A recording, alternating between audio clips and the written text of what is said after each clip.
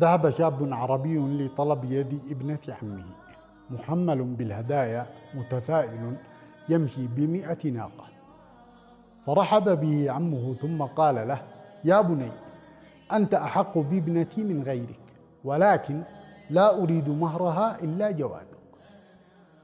وقف الشاب عن الجواب لمكانة الخير في قلبه، فرمقته ابنة عمه ثم غمزت له، فتنهد وقال شعرا: وقعقعة اللجام برأس مهل أحب إلي مما تغمزيني، وما هان الجواد علي حتى أجود به ورمحي في يميني.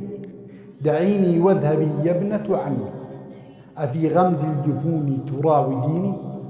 فمهما كنت في نعم وعز متى جار الزمان علي ستزدريني. وأخشى أن وقعت على فراشي وطالت علتي أن لا ترحمي. هنا اغرورقت عيناها بالدموع، واستأذنت أبيها لترد عليه شعرا قائلة: معاذ الله أفعل ما تقول، ولو قطعت شمالي عن يميني. متى عاشرتني وعلمت طبعي ستعلم أني خير قريب. وتحمد صحبتي وتقول: كانت لهذا البيت كالحصن الحصين.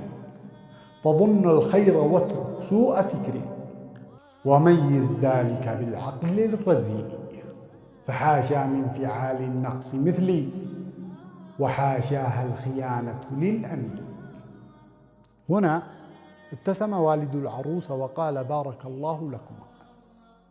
وخرج وهو يحدث نفسه قائلا: إنه كفء لها، حتى إذا تخاصما يوما فما علي إلا أن أسمع عتابهما شعرا.